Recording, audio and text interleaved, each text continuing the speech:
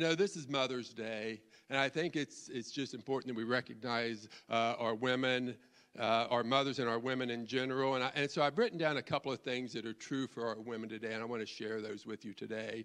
And these are some things that women do that are better than men.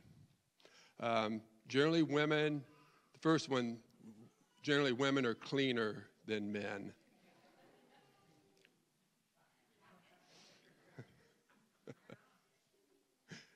They bathe more, apparently. Women interview better than men. Here's one. Women survive car accidents better than men. Women do not age as fast as men, thank God. They graduate college more often. Women eat healthier than men. Women have stronger immune systems than men do. Women live longer than men. They're a better manager during a poor economy. So we might want to be looking at our women right now. And women invest better than men. As a man, if you have a house, a woman makes it a home. That's never been more clear to me than our youngest daughter got married to a gentleman that lives up in Akron. It was great. The guy was in his mid-20s and he already owned a house. And you're thinking, great, my daughter's marrying somebody that's got a house. He's solid. He's grounded. And so we had an opportunity before they got married to go up and visit the house. And I looked at the house and I'm like, it was a house. That's what it was. It was a house. On the wall in his living room, he had a neon metal American flag, and I'm sitting there looking at that, and I'm like I'm patriotic as they can be, but I'm looking at that, and I'm thinking. I reached over and I told Patty, I'm like, when Rachel gets here, that's going to be gone, and it was, and it's been neat. Just seeing how she has added to him and has made that house a home. You give a woman a name, and she gives you a family.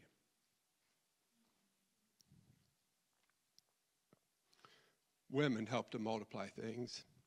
In Genesis 2:18, God said, "It's not good for man to be alone. I will make him a helper as his partner." Proverbs 18:22 says, "The man who finds a wife finds a treasure, and he receives favor from the Lord." Proverbs 31:10, "Who can find a virtuous and capable wife? She is more precious than rubies." Psalm 139:13, "You made all the delicate inner parts of my body. You knit me together in my mother's womb. Thank you for making me so wonderfully complex. Your workmanship is marvelous. How I know it." And finally, the text that we'll be sharing today about is Matthew 5:14 through 16. "You are the light of the world, like a city on a hilltop that cannot be hidden. No one lights a lamp and then puts it under a basket. Instead, a lamp is placed on a stand where it gives light to everyone in your house. In the same way, let your good deeds shine out for all to see, so that everyone will praise your heavenly Father." It's been funny that this week, Pastor, we were talking about the message about 3 weeks ago. Pastor called me and asked if we'd be interested in, or he sent me an email asking me if we'd be interested in doing the message today because Aaron graduating from Ohio State, and he wanted to be there for that. And I talked with Patty about it and talked about doing just a team, a couples teaching, a team teaching, and it's been amazing. She reluctantly agreed to that. My wife is usually very comfortable, talking in front of people, and I'm the one that is not. That is not who I am. That is not where I find my comfort, and she seems to, and she's been a little bit more nervous about this than I've been, and this last week I was a little sick, low under the weather, and I wasn't feeling well for a day or two, And about a week or so ago, I kissed my wife. And I couldn't resist. I kissed my wife. And a couple days later, she had absolutely no voice at all. And so we've been talking about this and thinking it's going to get better. It keeps getting worse. And finally, yesterday we were talking about this, and I said, yeah, give me your notes. I'll do the best that I can. I'll try to go over them and give the message the best I can. And she said, well, tomorrow we'll see. If I wake up with a voice tomorrow, then I'll go ahead and we'll go through and she'll speak today. And it was funny because she woke up in the morning and I was praying that she'd have her voice back, trust me. And so she woke up this morning and she's sitting up, she's looking at me, and I'm just looking at her, waiting for her to say something, and just waiting. And she goes, hey, I don't sound too bad. And I'm like, yes. And she goes, wow, I was kind of hoping I wouldn't feel so good. So anyways, I believe we're going to be blessed today. We're going to hear a word from my wife, Patty, and then I'll be back up to close. So welcome her.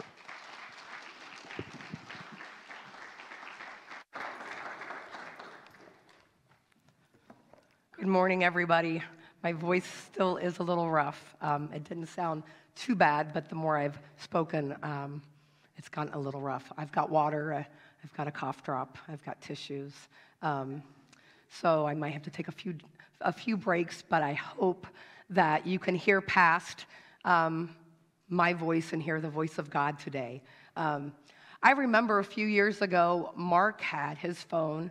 He's sitting at the kitchen table. He's got this real pensive glare. He's looking at his phone, and I'm like, what are you doing? And he's like, well, Brian asked me to preach, and I'm getting ready to text him and just say I can't do it. Well, me, I am the supportive and loving wife, right? And so I said, well, as leaders, we do hard things because we do hard things because we want other people to do hard things. We model what we expect. So if you don't want to do that, that's fine. Just kind of walked away. Okay, now, I knew exactly what I had done. I had thrown down the gauntlet. I issued the challenge, and he was going to step up because I knew what was in him. And I knew that people would be blessed. And he spoke for the first time that day, and it was amazing. And he's done it many times since then. And he's a very good teacher. He's got godly wisdom. Now, whenever we did first talk about this, I was okay with it. I guess I don't need my water to hold. But then as the days came closer to it, I felt like things were muddy. Things didn't seem real clear. Well, there was no way I was going to tell him that I didn't want to do it. Why? Because then he'd issue the challenge. And then being the person that I am, I'd have to take up the challenge and go with it and do the charge. But I just kind of hinted. And he's like, do hard things, and walked off. And so, yeah. So that's like the picture of our marriage, each pushing the other person, right? And so, as the day has approached, and my voice is not truly restored, I have prayed that no matter what I say today, that you will just hear the voice of God shining through me to all of you. Why don't I pray? Father God, I just thank you for every person today that can hear my voice. Lord, I just thank you for their heart. Lord, I pray that whatever I share, Lord, is only what you want people to know. Remove me. Thank you for your faithfulness in my life. In your name I pray. Amen. The origin of Mother's Day dates back to the 19th century. There was a woman, her name was Anna Reeves Jarvis. She lived in West Virginia, and she had different things. She had Mother's Day work clubs and Mother's Friendship Day. And what she was trying to do was she was trying to create community. She brought women together. She taught them how to care for their children. Even post-Civil War, she was trying to bring soldiers together for reconciliation. Like, she was trying to build lasting relationships, skills, and just like a real community. Her daughter, Anna Jarvis, wanted to organize, after her mother had passed away, she wanted to organize a day to just kind of really value all women and mothers and just the investment they make in other people's lives. So the first official Mother's Day was in 1908 at a church in West Virginia. And pretty soon, other cities and other towns started adopting this, and she lobbied, and eventually President Woodrow Wilson in 1914 officially established the second Sunday in May as Mother's Day. Now, if you read more about the story, it ended up being not what she wanted. She actually actively lobbied against it because besides Christmas, Mother's Day is the only other day in the United States that you get that many gifts. She didn't want that. She wanted people to connect. She was trying to honor that connection piece. And I want to talk about, like, Anna never got married. Anna never had children. You know, she was trying to create something for other people. And I feel like she saw her mom doing that, right? She saw somebody else creating that. And that is like what being a light is about, right? Is about shining for others to see. You know, a mentor, a spiritual mother, a spiritual father, a godparent, if you will. And the Bible provides us many men and women in the Bible that we can look to. They point to who he is in their life, and that's what we're supposed to do to others. We're supposed to point other people to who God is and what he's done in our life. Excuse me. So being light to others is no more than allowing God to shine through you, and being available. Days like Mother's Day and Father's Day, you know, they point to your legacy. And you can have a legacy that lives past who you are, no matter what role you fill. You know, some of you have roles that you're really happy to wear, like those labels that you're really happy to wear. You walk in them, and you're really pleased with them. But other people, I know today is really hard, and sometimes you have a role you never wanted to put on. I know today is really, really hard. So I have prayed a lot for all of you, because this day can be a really good day, and this day can be a really hard day. But I pray that you feel just the love and the peace of the Holy Spirit. Last week, Pastor Brian talked about maturing Christians and being a teacher. And sometimes we don't walk into that, right? Sometimes we don't want to mature and be a teacher because that seems very daunting. Like, who wants to be a teacher?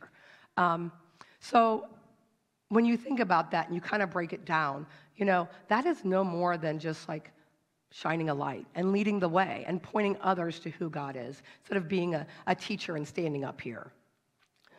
There are two definitions of shine that I would like to talk about. The first one is a noun. It says to have a quality of brightness. So you are putting on that brightness. You have the quality. It's part of who you are. And the other one is a verb, and that is, where's it at? Sorry. To direct a light somewhere to see something in the dark. So either you have that quality, or you can direct the light. It's active. You are an active member of shining the way. So, and we are not a light for ourselves. We are a light for others. In the New Testament, there are over 100 sayings that either are each other or one another. And about 59 of those, it tells us how to interact or how not to interact with each other. And so things like 1 Thessalonians 5:11, encourage each other, build each other up. Hebrews 10:24, let us think about ways to motivate one another to acts of love and good works. 25, encourage one another. Galatians 6:2, share each other's burdens. Encouraging, sharing, loving, praying. I could go through all 59, and actually if I did, I'd be done. And I could walk back down here, which actually sounds like a better idea than what I had planned. But when we are a light, we build each other up. You know, we expand his kingdom. We connect people to God and to each other. And that's our mission, right? That's our mission. Well, the Bible points us to many unlikely people that we can look to, we can learn from and identify with. I actually can identify with a lot of the people in the Bible because a lot of them, well, like all of them, as Peter Pranger said one time, they messed up. Like nobody besides Jesus was perfect. And I think that having people in the Bible like that, that's a gift from God. That gift shows us that we're not alone. We're not the only ones. That he sees us, and he loves us. That he was with them, and he's going to be with us too. And there are many people that feel like they're not qualified. I'm not qualified to do that. You don't know what my life has been like. I'm not qualified. Well, God's using unqualified people. That's what he does. It's not the person that qualifies you. It's the God that qualifies you. And I'd like to talk about a few of those people. I'd like to introduce you to Rahab. Rahab was a prostitute. Rahab lived with her family. She didn't have a husband or children at the time, and they were poor. And I just want to throw out the fact that you don't normally choose prostitution as your career choice, right? Sometimes it's out of necessity. But she is identified as being the person that helped the Israelites defeat Jericho. And so, that's all right. I got 6, but they're all big now. Excuse me. And so, through her actions, she demonstrated faith and allegiance to God. So before Joshua went into battle, he sent a couple spies. Well, the spies went into her establishment, right? And so they go into her home, and she realizes they're spies, and she's like, oh my gosh, like there's going to be a fight, right? And so she starts recounting like the Red Sea and what happens. And then in Joshua 2:11, she says, no wonder our hearts have melted in fear. No one has the courage to fight after hearing such things. For the Lord your God is the supreme God of the heavens above and the earth below. So here she is. She's telling them, like, we're all scared. Like, we're all scared. And so she said, hey, I will help you. I'll hide you. I'll escape you. I'll escape you. I think I said that right. If you save my family and I, my brothers, my mom, their children, like if you save us. And so they struck up a deal, and the spies went back and told Joshua everything that she had said. And they were saved. They were the only family that was saved. Later on, Rahab married an Israelite from the tribe of Judah. Her son Boaz is the husband of Ruth. Joseph, who's the earthly father of Jesus, is her direct descendant. And I truly believe there are no names. We're going to talk about people that don't have names in the Bible, like the woman. But this name is in the Bible for a reason. It's for a reason. Because how many people said things to her? How many people made her feel some type of way, right? Oh, there's Rahab, you know what she do. And nobody would have thought her name was written in the Bible, right? Nobody would have thought that we would be talking about her today, or that in the New Testament in James 2:25,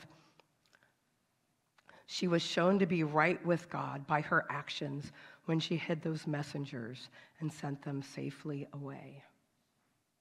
What if she would have focused on those other voices of what she did? What if she would have focused on where she was at in life? A lot of times people, well-meaning people, say things to you. I spent a lot of my life hearing about my inability to be quiet, not only in childhood, but adulthood. Like my feelings have been hurt about people that have said things because I talk a lot, and I do. I will admit that. But do you know that my ability to create conversation where there isn't one, like that's a gift. And that way I can connect to people from different backgrounds, different ages in my job. I can create connection where there isn't any. So I can be hurt over what they said, or I can thank God that even though my voice sounds really rough today, that he has given me a voice to create connection, right? He has given me that ability. But maybe the barrier that you feel like you face isn't like your past or what you do or what people say. Maybe it's just like, well, I'm too old. I'm too young. I don't have don't have enough knowledge. Like, what am I supposed to do with that? I'd like to introduce you to Esther. So Esther was an orphan. She was raised by her uncle Mordecai. Another drink there. And scholars report that she was like 13 or 14 when she was part of the group of people that were taken to be presented in front of the king. Now, I want you to think about this. When I hear the word taken, I think about the movie, right? Liam Neeson. He got a special set of skills. Like his daughter is taken, and he's going to go find her. He's going to go find her. He's going to bring her back. And this isn't the same, right? She had no say. 13 or 14 years old. She's an orphan. They're living in exile in Persia. She has no say-so. And if she's not found to be a favor with the king and picked as queen, she will be a concubine for the rest of her life. Her life is planned out for her. She has no say. But she does become queen. Now, Mordecai, he learned of a plot to kill the Jews. And so he sent a message to Esther, like, we need your help. You're the queen. You need to help us. Esther responded out of faith. Esther 4:16 says, "Go and gather all the Jews of Susa and fast for me. Do not eat or drink for 3 days. For 3 days, night or day. My maids and I will do the same. Though it is against the law, if I go in to see the king, if I must die, I must die." I have a spoiler alert for you. If you've never read this story, she doesn't die. She finds favor with the king, and not only were the Jews allowed to fight back, but the person that created this plot was executed. She responded in faith beyond her years, right? She stepped out of who she was, and she stepped into God's strength. We often don't talk about Mary, the mother of Jesus. She was like 14 or 15 when the angel came and said that she was going to have Jesus. Luke 1:8, "I am the Lord's servant. May everything you have said about me come true." Her faith was beyond her years. Being unmarried and pregnant, because I was a death sentence back then. It really was. But she had more faith in who God was than into her circumstances. 1 Timothy 4:12, "Don't let anyone think less of you because you are young. Be an example to all believers in what you say, in the way you live, in your love, your faith, and your purity." But what happens when the opposite is true? Got some gray hair, got reading glasses, which I have here, I haven't needed. I got a random text this week. I was already not feeling the best, my voice is gone, and the text said, "Lose your mom bod." And I'm like, this random text from some company, and I'm thinking, when was mom bod a thing? I thought it was just dad bod. And so here I am, right? I mean, that's the truth. Not feeling valued, but why don't we celebrate those seasons that we're in, right? God actively uses older people to build his kingdom. Naomi is known in the Bible for mentoring Ruth. And in fact, when they were she was ready to go back to her home country, she tried to get her daughter-in-law. She's like, "No, don't come with me. You go back." But Ruth, in Ruth 1:16 and 17, "Don't ask me to leave you and turn back. Wherever you go, I will go. Wherever you live, I will live. Your people will be my people, and your God will be my God." What a great influence she had. What if all the older women became such a positive mentor to one younger woman? And what if younger women responded in faith beyond their years? Imagine the light that would shine, right? But maybe those aren't the barriers you're thinking about. Maybe you're sick. Maybe you need healing, right? Maybe you're weary. Mark 5:24 through 34 is a story that many of us have heard. It's about the woman that has been bleeding for 12 years. 12 years. That's a long time to be sick, right? She had suffered a great deal from many doctors, and over the years she had spent everything she had to pay them, but she had gotten no better. In fact, she had gotten worse. So she hears about Jesus, Obviously, I'm paraphrasing a lot of these stories. I hope you guys realize that.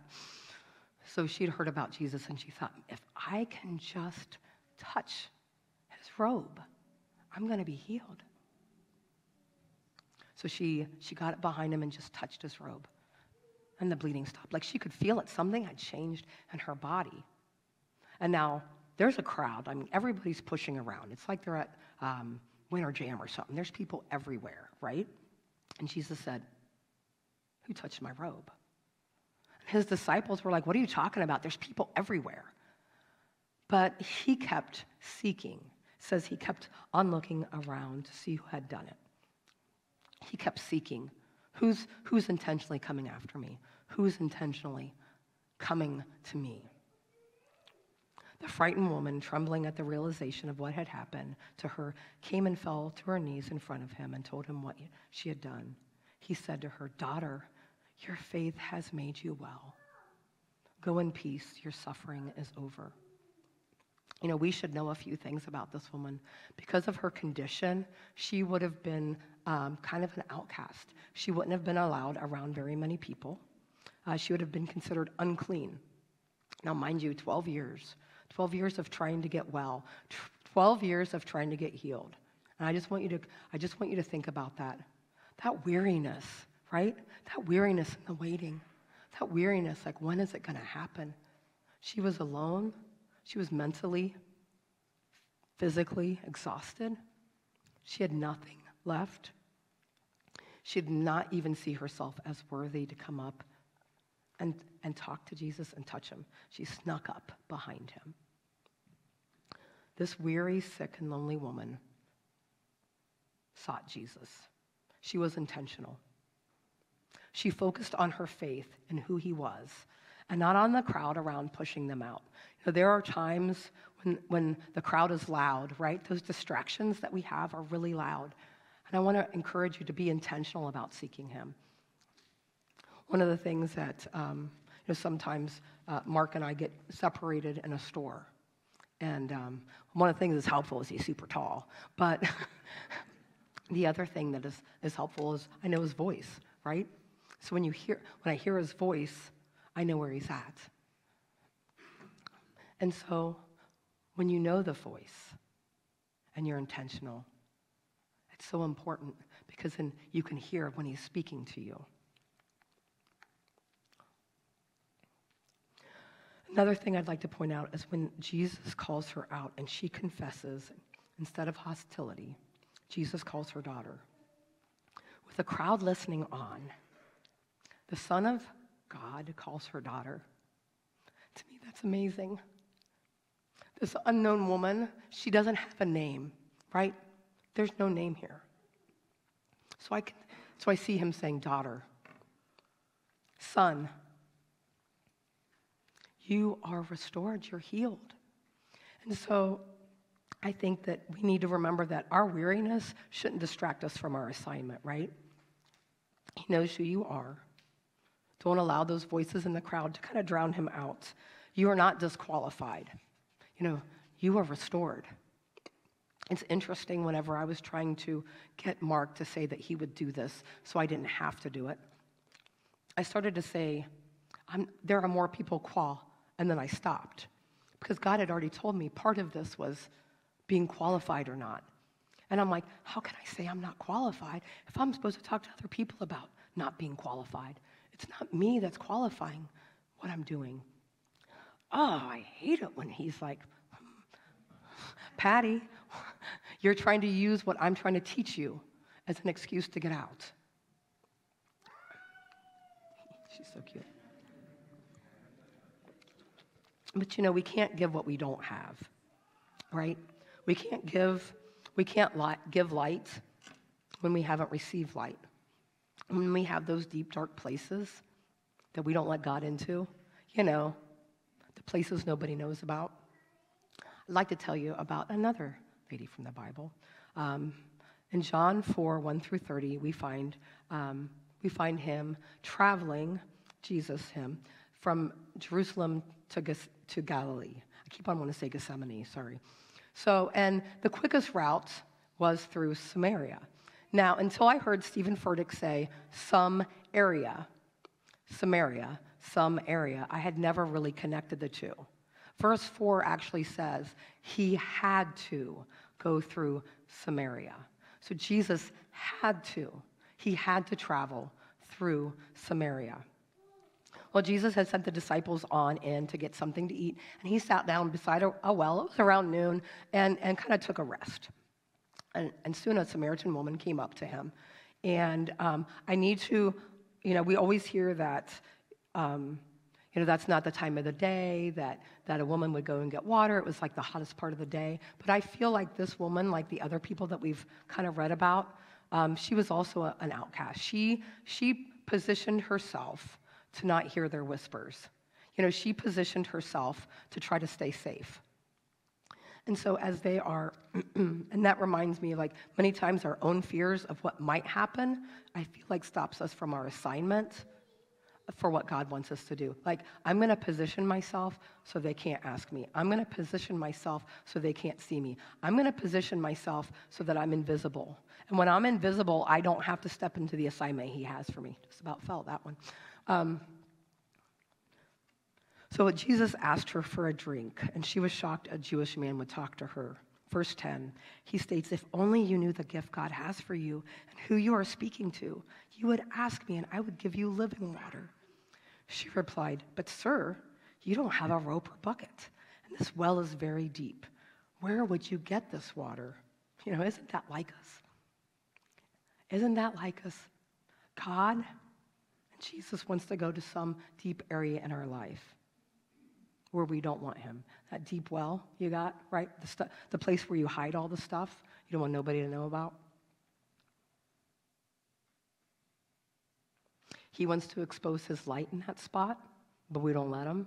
We don't let him in. You don't have a rope or bucket, and this well is very deep. Translate to today. You don't know my pain. You don't know what happened to me.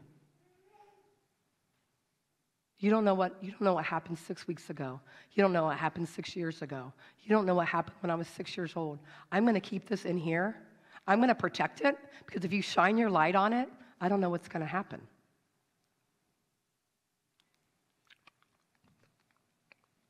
Not only that, but we want to see his bucket, right? We want to know how he's going to fix it. God, if I give this to you, show me first how you're going to fix it. Show me first what you're going to do, because I may not like what you do. I may not like how you fix this. It's not our choice, right? I love that. Jesus then explains to her that he is living water. Those who drink the water I give will never be thirsty again. And when she asks for that water, he's saying, I'm it. You'll never be thirsty. You'll never be seeking again. And she's like, I want some of that. So then he exposes the sin. All right, go get your husband. And she's like, well, actually, we're not married. And he's like, that's right. And there's been other relationships. Now he brings up all the past sins. Not only is he saying about what's happening now, but he's digging deeper. He's getting into that well, right? He's bringing up all the past sins. See, Jesus was showing her that he knows it all. He knows everything she's done, and he still accepts her. All of the hidden things that you're afraid of, it will get you disqualified or rejected, right? Jesus says, I know it. I already know it, and I'm still here. He was still there. Then Jesus tells her something he has not revealed to many people. He says, I am the Messiah. See, she allowed him to go deep into her sin, into the things of her past, and he's shown his light into that area. And she didn't wait to gain wisdom or understanding, sanctified, sent out, called, whatever.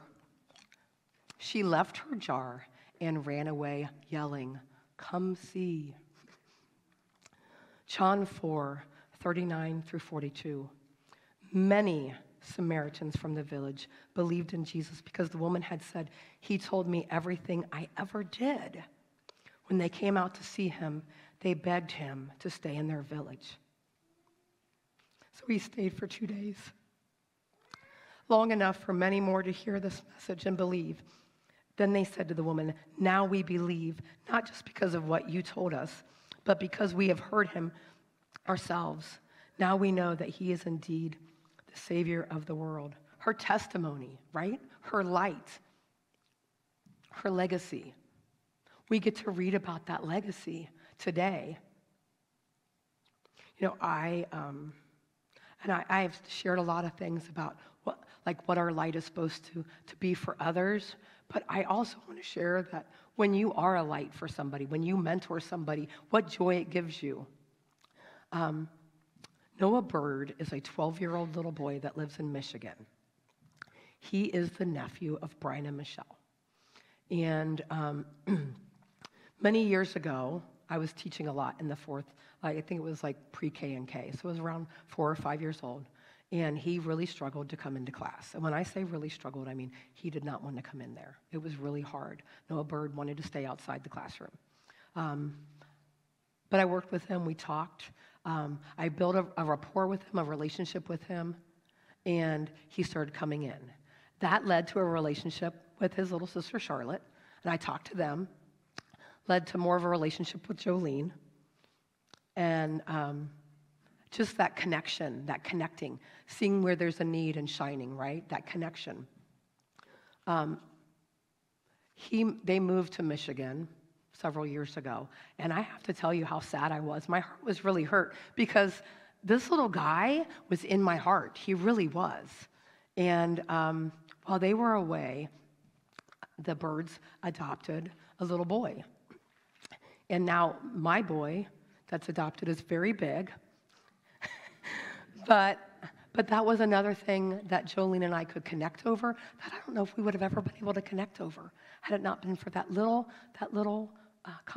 conversation that I had. She's so cute. Several months ago, Noah Bird was baptized. And I can't describe the joy that I had. He has godly parents. He has godly grandparents.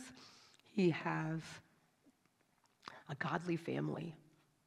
But I can't help but tell you that relationship, not only did I shine for him, but he was shining for me. And what joy that gave to me.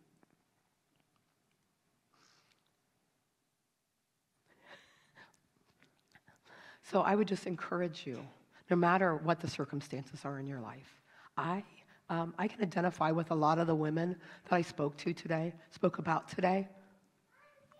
The fact that I'm up here talking is not a testimony to who I am. God qualifies you. Like, if he asks you to do something, he will qualify you to do it, no matter what your past looks like. Thank you.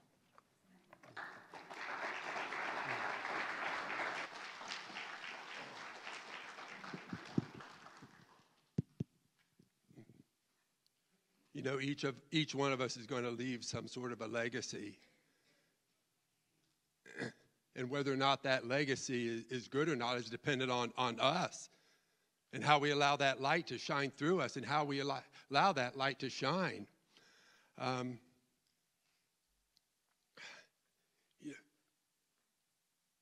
So why do you need a legacy? You know, we need to see who God is in the flesh. We need to see that. When Jesus came on the earth, what condition was the earth in?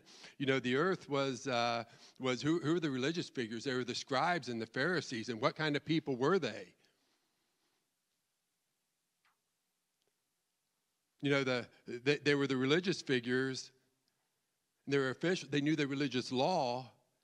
They were what the people saw as being God in the flesh. Because they were the highest religious figures. They knew of Moses, they knew of David. They knew Isaiah, Elijah, and Jeremiah, the prophets. They knew all about that. They were the chief religious figures. But they didn't know, they knew biblical law, but they didn't know who God really was. They were pompous and they were pious. They were prideful and they were bullies.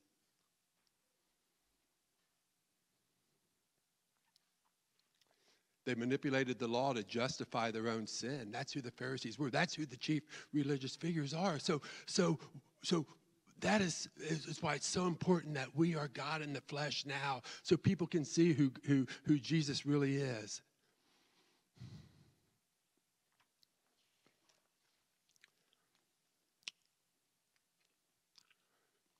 People needed to see God in the flesh because they needed that fellowship, just like we need that fellowship today.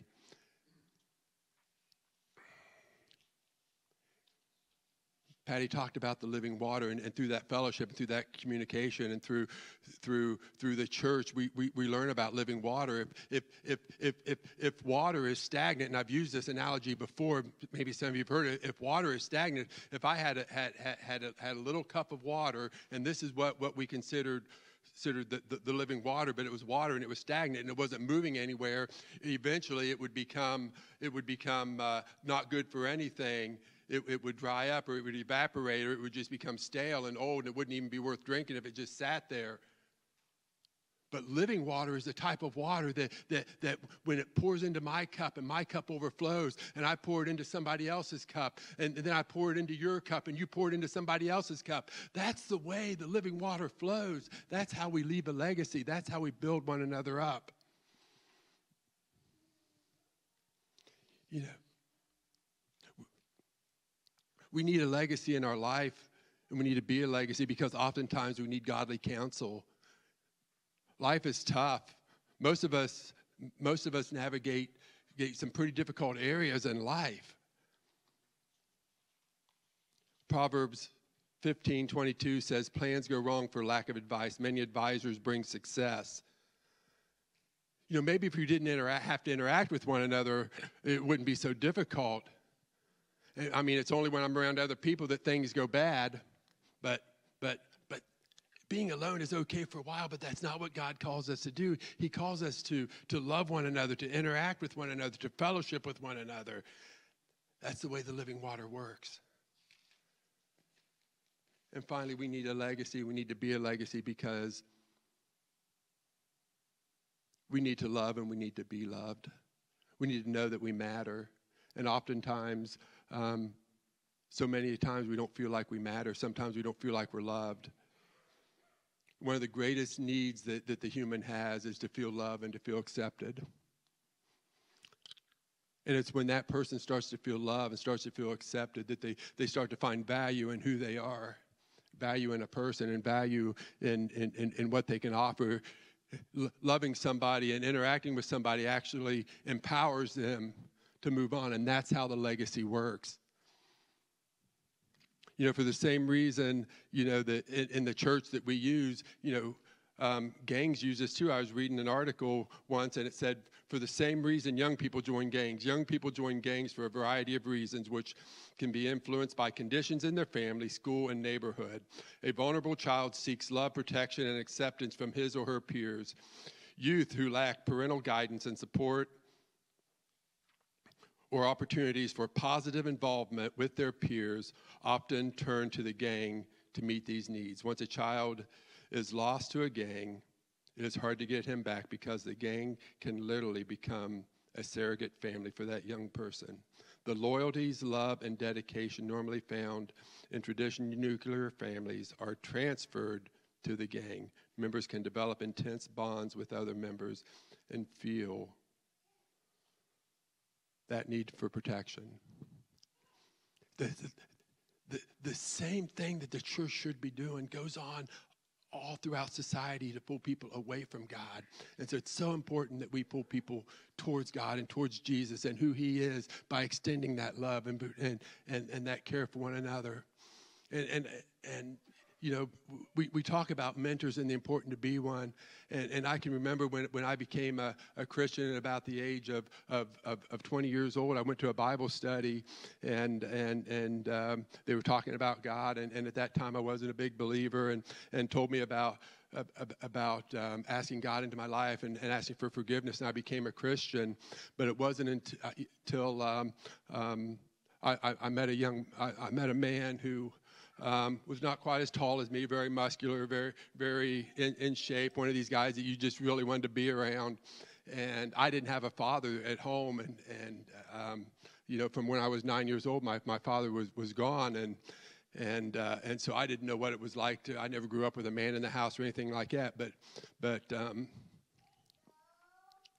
he invested into my life, and he showed me that there was value in who I was as a person, because I didn't feel like I had any value. And the truth is, if it was up to me, I would have never be up here in front of you guys talking. But he invested into my life, and he helped me to understand that I had a purpose, that I had value. And there was more to being a Christian than just showing up at church on Sunday mornings, that there was a life to be lived. And he showed me that. And I truly believe that because of him, he's left a legacy in my life. And I've seen so many other people's lives that he left a legacy in. And my desire is that legacy that he planted in me will be planted in somebody else. And it will go on from there. And that's the calling God has for all of us.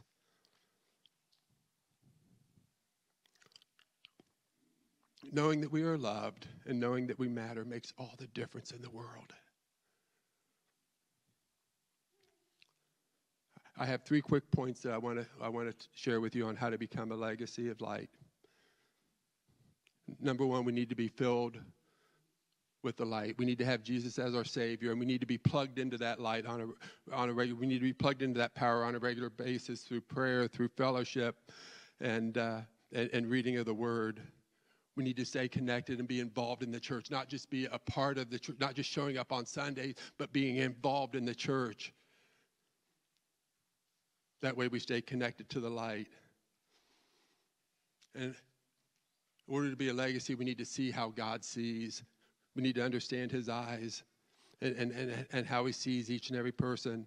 You know, at the beginning I shared Psalm 139, and in the NIV version it says that you are fearfully and wonderfully made. Fearfully and wonderfully. I used to think fearfully meant scared, but I looked it up, and in the Hebrew, the word for fearfully doesn't mean scared. It means that all people were created with a great reverence, heartfelt interest, respect, to be unique and set apart. That's what it means for each and every one of us. And we need to see other people as that. We need to see people, regardless of their economic standard, regardless of the things that come out of their mouth, regardless of the way they act. We need to see people as having value.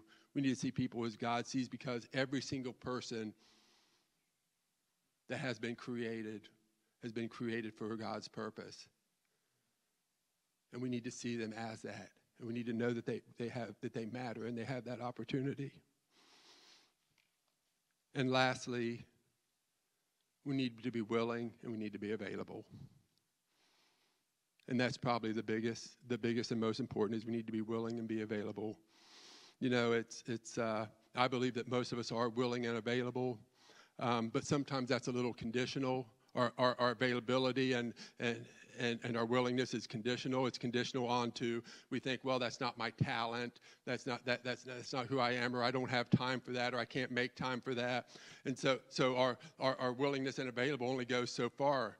It's not an unconditionally I'm available. And I'm not saying that we can't have talents and we can't have schedules and we can't have things that we do. We can't have things that are a part of us. And I'm not saying that we can't use those talents for the glory of God.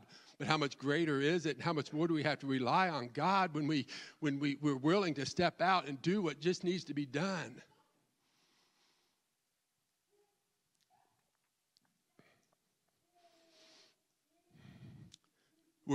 We are very blessed in this church. Because we have a lot of people that use their talents and use their abilities for this church, and but it should start there. It should start with everyone that's available. I can remember the day that I said, and this is true too. I said, God, I'm available for whatever you want. I am available, but just don't ever make me speak in front of anybody. I don't want to do that. And the truth is that God's not going to take you to do something that you don't want to do, but he's going to equip you for that. And trusting that he's going to equip you with that helps you to be faithful and helps you to understand who God is and helps you to understand that there is so much more that God can do in your life than maybe what you think he can. He just needs us to be available.